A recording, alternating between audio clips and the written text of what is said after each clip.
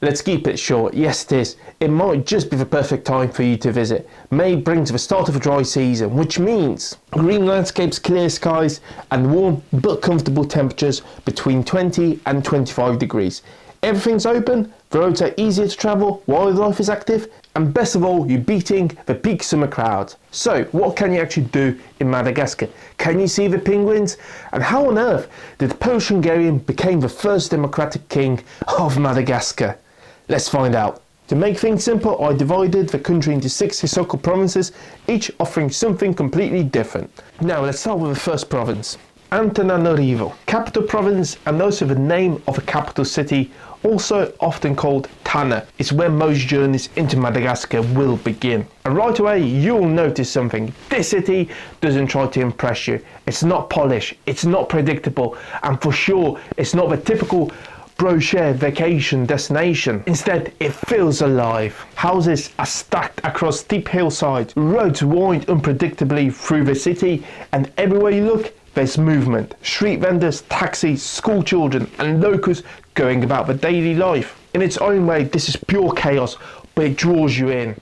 The best way to experience Tana is simply to walk it. Get lost in the narrow alleyways, past the colonial era buildings which slowly fade into modern life, and watch how the city blends old and new in a way that feels completely unique to Madagascar. Eventually you'll make your way here to Rover, our royal palace complex perched dramatically on the hillside of the city. From up here you can see the entire capital spread out beneath you like a living map. But beyond the view, Rover is one of the most important historical sites in the country. Built in the early 17th century and later became the heart of the Kingdom of Madagascar, over centuries it grew into a royal complex filled with palaces, tombs, chapels and sacred buildings. The most famous structure here is the Queen's Palace. I'm not going to try to pronounce the native name of this palace as I know I'll butcher it. However, it symbolises identity and royal power, and today stands as both a cultural landmark and a reminder of Madagascar's complex history. From there you can visit the nearby palace which once served as the Prime Minister's residence and now holds important historical artefacts from the monarchy. And if you want to experience something more grounded and chaotic, head down to the markets. Here everything's for sale. Spices, fresh produce, clothes, electronics, you name it, you'll get it. It's loud, crowded and overwhelming. It's an experience you'll get for free that you'll never forget. And if you want a break from the city's chaos, just outside Tana you find Lemurs Park. One of the easiest places in Madagascar to see lemurs up close in a semi-natural environment. It's a perfect introduction to wildlife that makes this country so unique. Hotel prices here vary widely depending on comfort level. Budget options such as motel start around €33 per night. No frills accommodation, suitable for shorter stays. While Apart Hotel offers studio apartments for roughly €21 to €33 per night, making it a good choice for travellers who prefer extra space or self-catering facilities. For more comfort, mid-range options like Nosy Manga Hotel typically cost about €82 per night for a standard room. With access to better amenities, it will provide you with luxury for a cheaper price. High-end stays such as this will start from €104 per night that offer more premium experiences with better amenities, stylish rooms and scenic view of the city. And food in the area is also relatively inexpensive. Simple local meals cost around €2 to €4 and even dishes in the hotel restaurants remain affordable. From the highlands move east down towards the coast, and this is where everything changes. Into Toamasina Province. The air becomes heavier, the landscape flattens, and suddenly you're in Madagascar's tropical heart. Toamasina city itself is the country's main port and has a very different rhythm from the capital. Life here moves slower, sharpened by the ocean and trade. A walk along the seafront gives you a real feel for this city. Fishing boats coming in, children playing near the shores, and vendors selling fresh fruit and street snacks. The local market here is also worth exploring as it's less about souvenirs and more about the daily life. Spices, fresh seafood, homemade goods and the kind of daily energy that defines coastal Madagascar. But the real reason most travellers come here is inland. This national park is one of the most important wildlife areas in the entire country. This is where you come face to face with Madagascar's most famous residents, lemurs in the wild. The highlight is in the Indri, the largest living lemur species. And you just don't see them, you hear them too. Their calls echo through the rainforest, like something between whale song and a siren, carrying for miles throughout the trees. And walking through Antsiranana in May is especially rewarding. The forest is still incredibly green from the rainy season, but the paths are more accessible and wildlife is active. And if you're looking for relaxation after the jungle exploration, head further east to Sainte Marie, also known as Nosy Borough. This island feels like worlds away from anything else. Calm waters, palm-lined beaches and slow, peaceful atmosphere that makes it easy to forget time completely. And May is ideal to visit as you get great weather, ideal sea conditions and fewer tourists. And just off its coast lies another small island where life feels almost untouched. No cost, no rush, just beaches, lagoons and silence broken by the waves. Hotel prices here vary depending on the type of experience you're after. Onion surf camps start around €22 per night, including breakfast, which is a great choice for surfers or laid-back travellers looking for social beachfront atmosphere without spending too much. Moving into mid-range, Java Hotels offers rooms typically priced between €43 and €83 per night, making this a flexible option, giving you a nice balance between comfort and affordability depending on the room you choose. Stepping into higher end category, this offers more refined experience at approximately €161 per night, including breakfast. Expect quieter, more upscale atmosphere with great attention to detail and comfort. And finally, a true luxury escape. This lodge and spa is priced around €142 per night. This option delivers a premium experience combined with beautiful surrounding, high-end amenities and relaxing all-inclusive feel. And now we head far north into Madagascar's one of the most dramatic landscapes. Antsiranana Province feels almost cinematic. The landscape here becomes more rugged, more varied, and in some places almost surreal. Starting Diego Suarez, the main city, and make your way to Ramea Beach, a long stretch of soft sand and calm turquoise waters that feels almost unreal compared to wildlife landscapes nearby. From here you can explore the famous Free Bay area, with each bay having its own personality. One calm and sheltered, one wide and open, and one almost completely untouched. And what makes this region so special is how quickly everything can change. With just a short drive, you can go from soft sand beaches to dense rainforests. The Amber National Park is a perfect example of that shift. Its humid green rainforests filled with waterfalls, it almost feels like stepping into another island entirely. And then there's Antananarivo Reserves, one of Madagascar's most unique landscapes. Natural stone spikes that stretch across the horizon.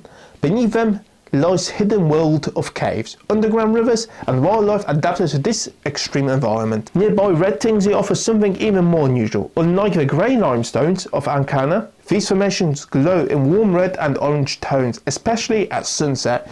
And for one of the best viewpoints in the entire north, hike Mahajanga des Frances. It's a relatively short climb, but it awards a panoramic view of the coastline and surrounding landscapes. And that Polish-Hungarian king, well, that was Maurycy Benowski, a real historical figure who briefly ruled this part of Madagascar in the 18th century. And that lad story straight out of an action movie. Born as a Pole in the Kingdom of Hungary, in what is now known as Slovakia. He joined the Polish rebellion against Russia, got captured and sent to Siberia. Within 1 year, he rebelled and stolen a ship and went on a pirate journey across the Pacific, ending in China, Japan and Taiwan. After that, he returned to Europe, where he secured French support for a trading expedition to Madagascar. When he arrived, he got proclaimed by the local people as the supreme chief and king, or he proclaimed it himself. Who knows? Honestly, I recommend you checking this story out as it's really interesting. Anyway, let's get back on track. Here, budget-friendly options like Hotel Naka offers double rooms starting at €39 per night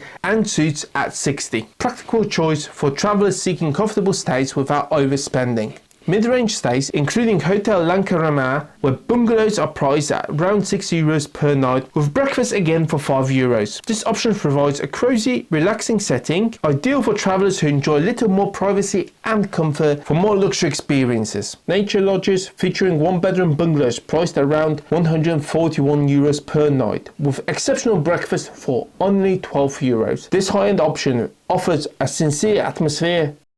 On the northwest coast, Mahajanga offers a completely different energy again, more relaxed, more coastal and more deeply tied to everyday Madagascar's life. The city itself sits by the Mozambique Channel, and the waterfront, known as Bord de la Mer, is the heart of it all. In the evening, the promenade comes alive, families gather, street food vendors set up stalls, and the ocean breeze cools the heat of the day. It's one of those places where you don't need a plan, just walk and observe. One of the city's most iconic landmarks is a massive bold tree that stands as a symbol of the region. It's one of these sites that instantly remind you that you are in Madagascar. Beyond the city, beaches stretch endlessly along the coast, many of them quiet and uncrowded, especially in May, before the peak season begins. But this region isn't just about relaxation. Just inland lies a national park, a dry forest ecosystem that feels very different from the rainforest of the east. Here you find lakes, open woodlands and surprisingly amount of wildlife that has adapted to the drier climate. And another highlight is a striking natural formation of red sandstone cliffs carved by the erosion into vast amphitheatre-like landscape. It's especially beautiful in the late afternoon when the light deepens into red tones and the whole area glows. Here, budget options such as this start around €28 per night. Ideal for travellers looking for affordability, cozy spots to rest without extra amenities. For more comfort experience, mid-range options typically range from €55 to €73 per night. This lodging provides a peaceful setting and more amenities, making it perfect for those seeking balance between comfort and value. And for the high-end seekers, stays such as this are priced around €76 per night, with breakfast available for around €7.50.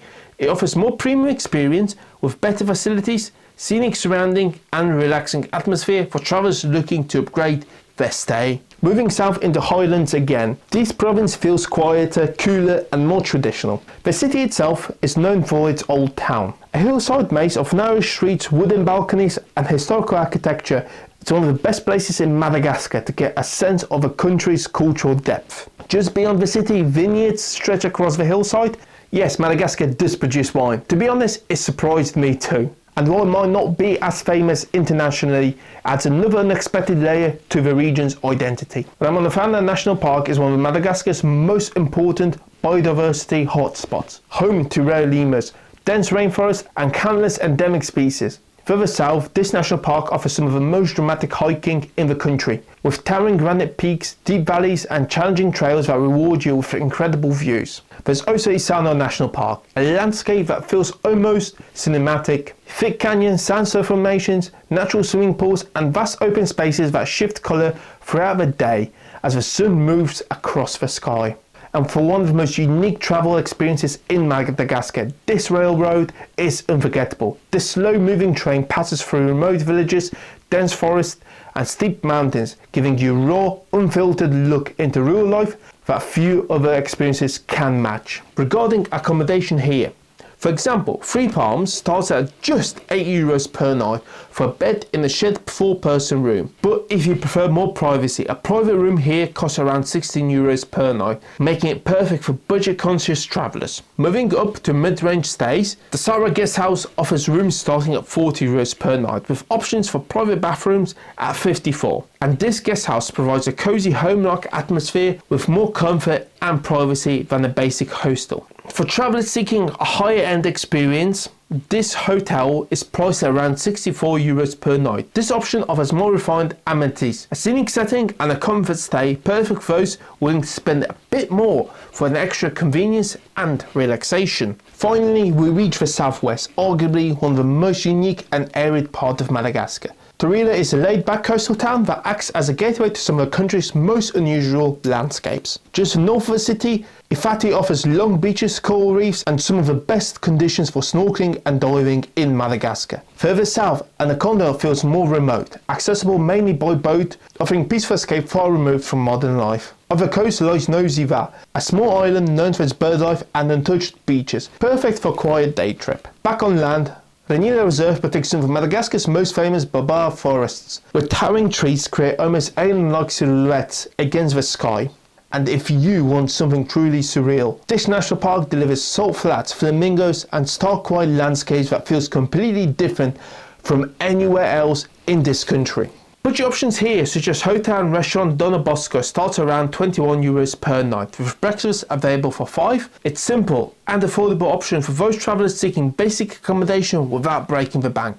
And this would be my top pick. Moving to mid-range comfort, Moringa Hotel offers single rooms at €64 per night and double rooms at 76. And with breakfast €6, this hotel provides a step up in comfort and better amenities. But for those seeking luxury, Serena Village, it's a 3-bedroom villa priced $150 per night. This high-end option offers a spacious accommodation, premium amenities, and a premium upscale environment perfect for families or group looking for indulgent stays. So let's talk about actually getting here and the requirements. For most of you, sadly there's no direct flight here, so you have to expect at least one connection through one of these major hubs like Paris, Istanbul or Addis Ababa. Now regarding the visa, there's actually some good news here. A 15-day visa-free stay is available with only €10 to €30 admission fee payable at the airport.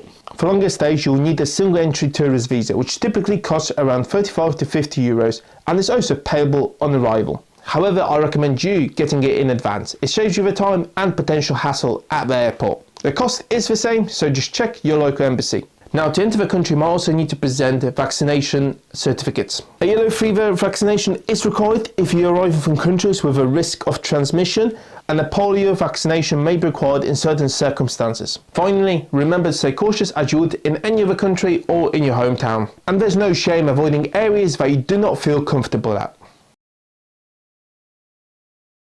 If I inspired your next adventure, hit that like and subscribe for more travel guides. Don't forget to ring that bell so you never miss one of my expeditions, and drop a comment down below and tell me what's your next adventure, where you're heading. I would love to know that. Until next time, keep exploring, stay curious and let the world be your playground. See you later.